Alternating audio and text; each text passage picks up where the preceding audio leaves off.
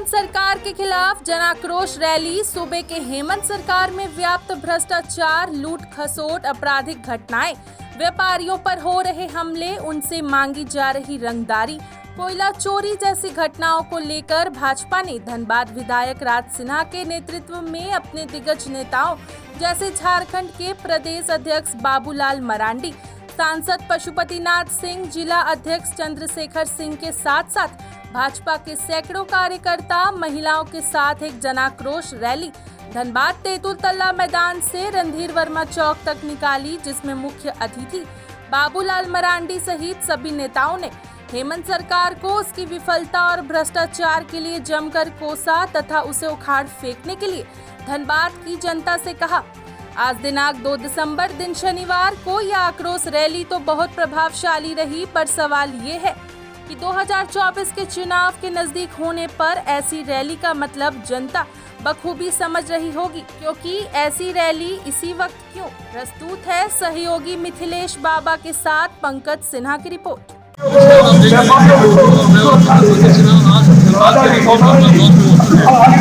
जैसा कि आप देख रहे हैं 2024 का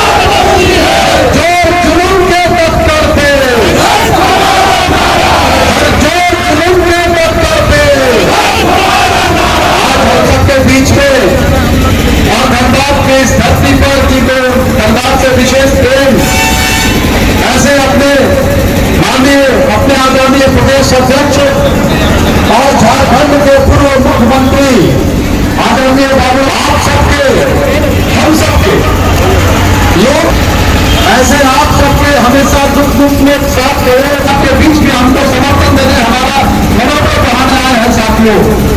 मैं ज्यादा आपका समय नहीं दूंगा, लेकिन इतना जरूर मैं देख रहा हूँ कि हमारे बहुत से भाई के हाथों में अखबार का कतरन है। किसी ने लिखा है हत्या हो गई, किसी ने लिखा है दीपक को मारी गोली हालत नाजुक, किसी ने लिखा है रंगदारी सुनो, कोई लिखा है कोई कैप्टन को क्राइम कैप्टन बदल नहीं कर गई। और तमाम यह जो यहाँ चलने वाली सरकार है हेमंत सोरेन की, कांग्रेस पार्टी की, ये लोग लगातार अपराधियों को संरक्षण दे रहे हैं और उसके खिलाफ धनबाद के हम भारतीय जनता पार्टी के कार्यकर्ता चुपचाप बैठ नहीं सकते। कई महीने पहले हमने आंदोलन किया था, उस समय भी अपने बातों में आने की आए थे। फिर हमारे पूर्व मुख्यमंत्री रावत दास जी भी आए, आंदोलन किए। फिर आदरणीय पशुपतिनाथ सिंह जी हमारे बातों के भी आए। समय समय पर हमारे झरिया के कार्यकर्ता, हमारे नेता के कार्यकर्ता आंदोलन करते रहते हैं। लेकिन आज यह आंदोलन फिर से अपने माननीय प्रदेश अध्यक्ष जी हमारे बीच में आए। माननीय प्रदेश अध्यक्ष जी को जब मैंने आग्रह किया तो मैं कहा कि राज जी धनबाद के लोगों की घटना धनबाद विधानसभा में हो रही है और यहाँ के माननीय विधायक राज सिन्हा जी ने अपने कर्तव्य का पालन करते हुए इस जन आक्रोश रैली का आयोजन किया। और मैं देख रहा हूँ शरण से या तेतुल तल्ला मैदान से रैली निकली और समाज के सभी वर्ग के लोग इस रैली में शामिल हुए। शामिल हुई, भाई शामिल हुए या के समाज के सभी पदाधिकारी, जिला अध्यक्ष से लेकर वह शामिल वहां से होने का काम किए। अभी गुजराती समाज के लोग मारवाड़ी सम्मेलन भैया के अध्यक्ष श्री राजकुमार अग्रवाल जी से लेकर समाज के सभी वर्ग के लोग इस जन आक्रोश रैली में शामिल होने का काम हम लोग प्रशासन को चुनौती दे रहे हैं। बता दें, प्रशासन है, सरकार है, इस बात को ये हम रंगदारी को बंद करें। आज लगता है कि समाज के लोग, व्यापारी, सभी लोग संसद के ढाका वालों हैं। शाम होती है, सदर बंद हो जाता है। इसलिए धन्यवाद को देता हूं। और भारतीय जनता पार्टी साफ सुथरा है, प्रधानमंत्री हालत हो रही है और इसीलिए मैं हेमंत सोरेन जी से बार चाहता हूं कि मैं आप जहां जिस भी क्षेत्र में अपराध होता है वहां के पुलिस अफसर को, वहां के थानेदार को, वहां के डीएसपी को, वहां के एसपी को अब उनके ऊपर जवाबदेही आप निर्धारित करें। और जब तक उनके ऊपर जवाबदेही निर्धारित नहीं करेंगे कभी भी ये कंट्रोल नहीं हो सकता।